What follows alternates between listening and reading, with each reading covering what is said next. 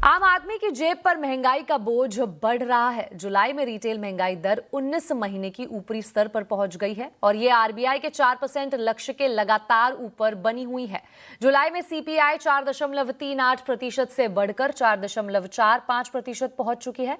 महंगाई दर बढ़ने के पीछे खाद्य महंगाई बड़ी वजह रही, जो 5.32% के मुकाबले अब 5.52% पर पहुंच गई है, जहां कोर महंगाई हल्की गिरावट के साथ यानी 4.1% से घटकर 3.9% पहुंची। वहीं ग्रामीण और शहरी महंगाई दर में अच्छी खासी बढ़ोतरी देखने को मिली।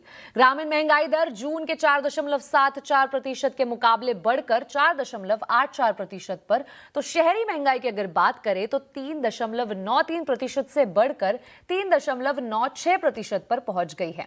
अगर अलग अलग खर्चे की बात करें तो रेस्टोरेंट और अकोमोडेशन सर्विसेज की महंगाई 6.91% से उछलकर 7.72%, हाउसिंग महंगाई 2.10% से बढ़कर 2.22%, वहीं कपड़ा और फुटवेयर महंगाई दर 3.23% से 3.38% हो गई है।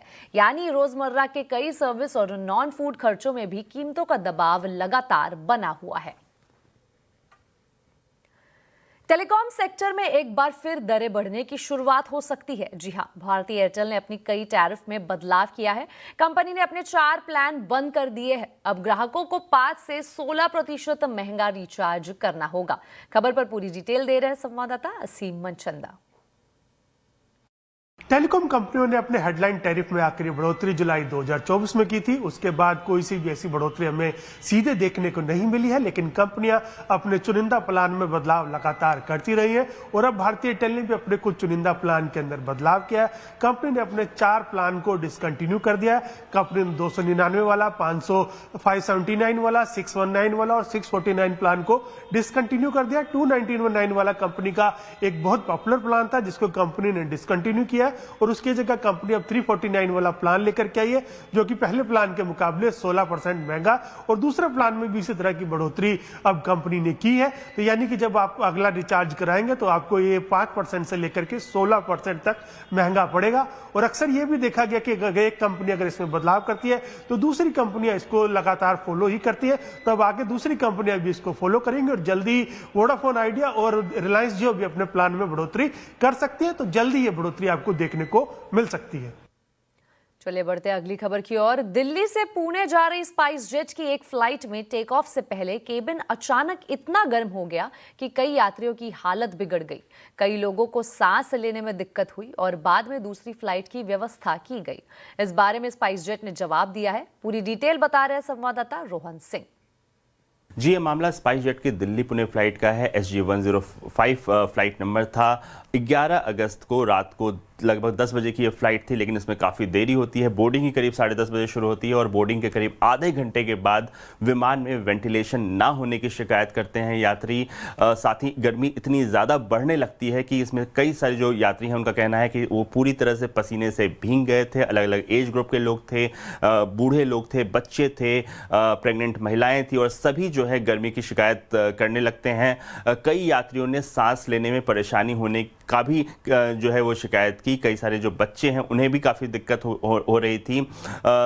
जो तमाम पैसेंजर्स हैं उनकी तरफ से जब कहा गया कि इसको जो है दूर किया जाए इस समस्या को, तो पैसेंजर्स का दावा है कि जो स्पाइस जेट का जो स्टाफ है, जो क्रू था, उसने काफ़ी रूडली इस बारे में बात की, किसी तरह का सहयोग नहीं मिला और इसके बावजूद जो विमान है वो रनवे तक जाने लगा। इसके बाद जो यात्रियों का जो विरोध है वो बढ़ने लगा काफ़ी ज़्यादा। यात्रियों ने कहा कि आप इसकी तकनीकी जाँच की और जब तकनीकी जाँच की गई तो वाकई में पाया गया कि इसमें एक तरह का फॉल्ट था, जिसके बाद स्पाइस जेट ने जो एक ऑल्टरनेट विमान की व्यवस्था की और बाकी यात्रियों को बाद में जो है अगले जो सुबह 5 बजे के करीब फाइनली वो टेक ऑफ करती है ऑल्टरनेट फ्लाइट से, उनकी व्यवस्था की गई। इस बारे में जो स्पाइस जेट का कहना है कि उन्हें जैसे ही पता चला कि किसी तरह की टेक्निकल दिक्कत है, उन्होंने तुरंत व्यवस्था की यात्रियों की वैकल्पिक फ्लाइट की और साथ ही उन्होंने कहा कि AC पूरी तरह टाइम जो था वो ऑन था, उसके बावजूद ये समस्या आई है और जो मौसम की कुछ दिक्कतें थी उनकी वजह से यात्रियों को असहजता हो सकती है और इसके लिए स्पाइस जेट ने यात्रियों से असुविधा जरूर खेद की है। लेकिन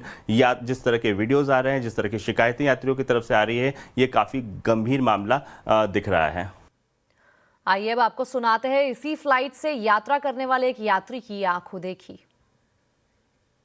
अंदर कुछ ऑक्सीजन नहीं था, कुछ एसी शुरू नहीं था, तो हमें लगा कि हम क्या रेगुलर फ्लाइट से ट्रैवल करने वाले लोग नहीं हैं, तो हमें लगा कि ये टेक्निकल इशू होगा कुछ, तो हम चुप बैठे और फ्लाइट वैसे ही वो रनवे पे लेके गए। तो बाद में हमें बहुत टेंशन आया कि रनवे में फ्लाइट आया है, अभी तक ऑक्सीजन नहीं है, अंदर हवा नहीं है, तो हमने बोला कुछ तो करो, अभी बहुत पैनिक हुआ है और वो बेहोश हो रही है महिलाएं। तो उन्होंने बोला कि 2 मिनट रुको, हम कुछ शुरू करते हैं। उन्होंने ब्लोअर्स शुरू किए तो ब्लोअर्स में से गर्म हवा आने लगी, तो अंदर ऐसा गैस चैम्बर जैसा सिचुएशन हुआ था, बहुत पैनिक हो गए लोग। फिर हमने उनको रिक्वेस्ट की कि हम इस फ्लाइट में नहीं बैठेंगे, हमें दूसरी कोई फ्लाइट अरेंजमेंट कर दो या हमारी टिकट कैंसिल कर दो। फुकेत से दिल्ली आ रही एयर इंडिया फ्लाइट मामले में मुख्य पायलट के डोप टेस्ट में फेल होने के बाद अब जांच का फोकस पायलट की गतिविधियों के इर्द गिर्द है।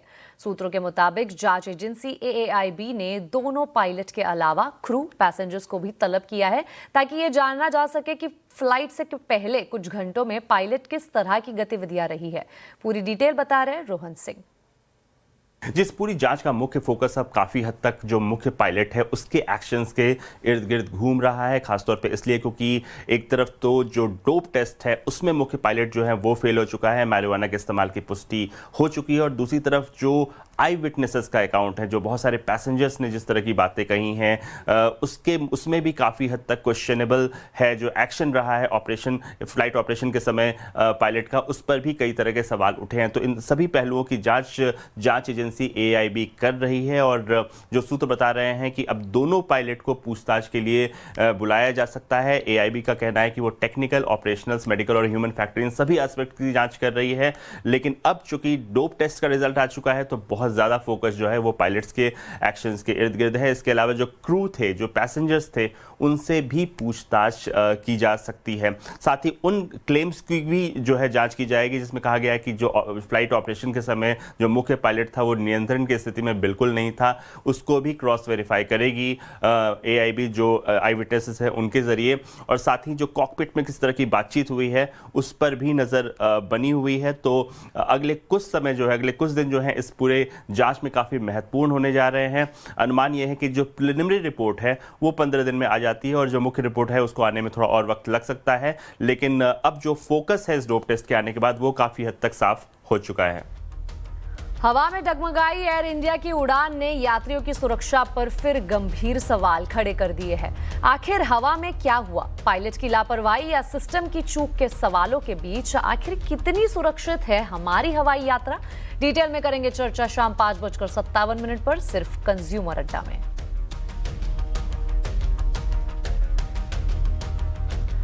टाटा सन्स के चेयरमैन एन चंद्रशेखरन ने अपने पद से इस्तीफा दे दिया है। हालांकि वो अपना मौजूदा कार्यकाल पूरा करेंगे। आखिर चंद्रशेखरन के इस फैसले के पीछे क्या वजह है? टाटा सन्स के साथ उनका अब तक का सफर कैसा रहा? उनके कार्यकाल में टाटा ग्रुप में क्या बड़े बदलाव देखने को मिले? पूरी डिटेल बता रही है नुपुर।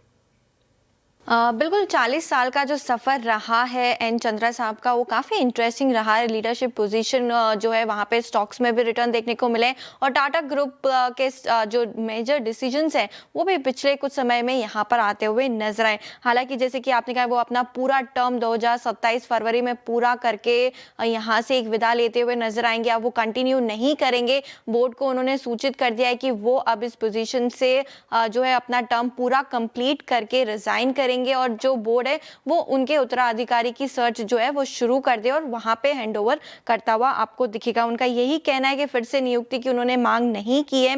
20 फरवरी 2027 को अपना पूरा कार्यकाल जो है वो पूरा करेंगे। और अगर उनके सफर पर नजर डालें तो एज ए इंटर्न उन्होंने शुरू किया था 1987 में, TCS के इंटर्नशिप से उन्होंने शुरू की थी। फिर 2009 से 2017 के बीच TCS के CEO और MD के पद को उन्होंने संभाला, और उस दौरान देखे तो TCS में अच्छा खासा स्टॉक रिटर्न भी देखने को मिला, और जो ग्रोथ कंपनी की आई है वो भी सिग्निफिकेंट आपको दिखेगी। फरवरी 2017 में टाटा सन्स के चेयरमैनशिप उनको मिली थी, उनको नियुक्त किया गया था, और उसके बाद लगातार बड़े डिसीजंस ग्रुप में आते हुए नजर आए। सारे डिसीजंस पे एक बार नजर डालें तो वन टाटा स्ट्रैटेजी जो है सारी ग्रुप कंपनीज के लिए एक स्ट्रैटेजी हो टाटा ग्रुप की, वो लागू किया गया है। काफ़ी इंपॉर्टेंट था यह सारी ग्रुप कंपनीज के लिए। इक्वालिटी यहाँ पर आती हुई दिखी थी। इलेक्ट्रॉनिक चिप सेमीकंडक्टर में बड़ा निवेश यहाँ पे अनाउंसमेंट की गई इनके लीडरशिप में। साथ ही साथ ईवी बैटरी और गीगा फैक्ट्रीज पर भी जो है टाटा ग्रुप की तरफ से काफ़ी सारी कंपनीज की तरफ से इन्वेस्टमेंट हुए, केपेक्स हुए, जिनका आउटकम आपको आने वाले साल में समय में नजर आएगा।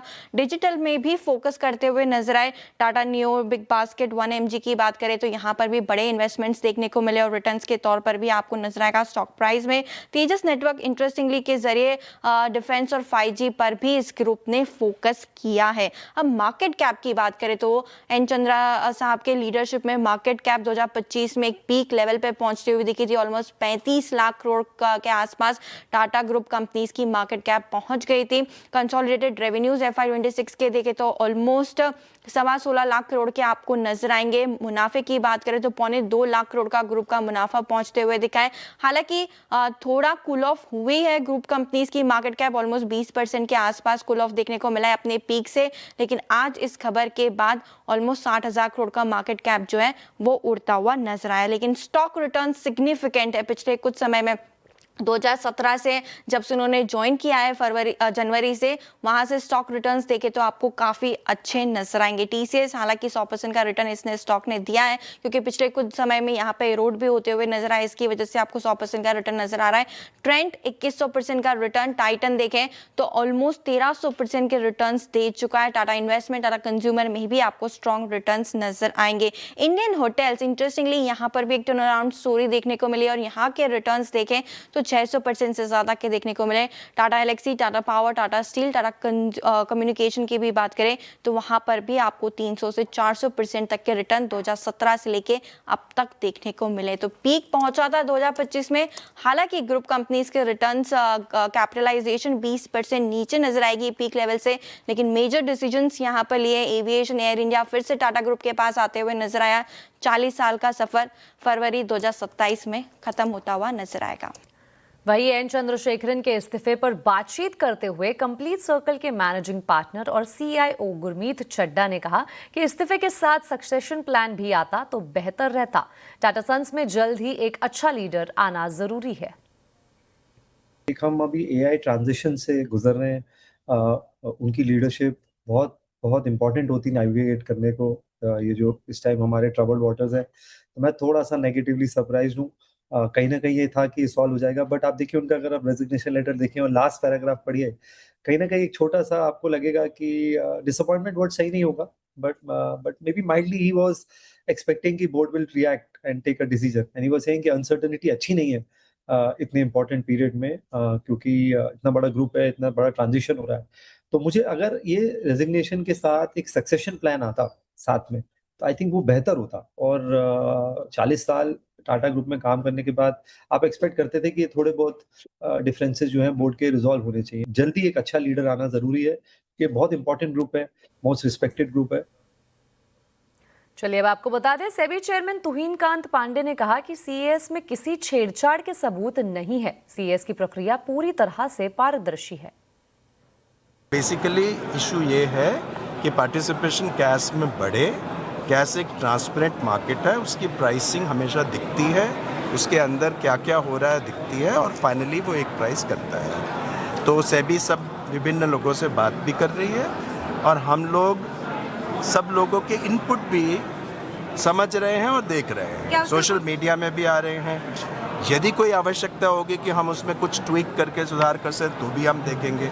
लेकिन अभी इस समय जो हमारा दिक्कत है कि इसमें थोड़ी समझ की और सहजता की कमी है। संसद में जारी हंगामे के बीच आज एक बार फिर गृह मंत्री अमित शाह और कांग्रेस नेता राहुल गांधी के बीच जमकर वार पलटवार हुआ। अमित शाह ने साफ कहा कि सरकार हर मुद्दे पर चर्चा को तैयार है, लेकिन विपक्ष सदन को चलने दे। वो सदन में मौजूद रहेंगे और विपक्ष के एक एक सवाल का जवाब देंगे। लेकिन राहुल गांधी ने अमित शाह के बयान पर यह कहकर पलटवार किया कि उन्हें शाह का लेक्चर नहीं सुनना है। वो ये बताए कि जंतर मंतर पर छात्रों पर गोलियां किसने चलवाई। स्पीकर साहब को वो पत्र दे दे। 3 बजे से लेकर कल 3 बजे तक सभी प्रकार की चर्चा के लिए हम तैयार हैं। मैं सदन में ही बैठूंगा, सबको सुनूंगा और सब चीजों का जवाब दूंगा। सरकार के पास छुपाने के लिए कुछ नहीं है। वो भी चर्चा करूंगा कि आपने क्यों चर्चा नहीं चाहिए।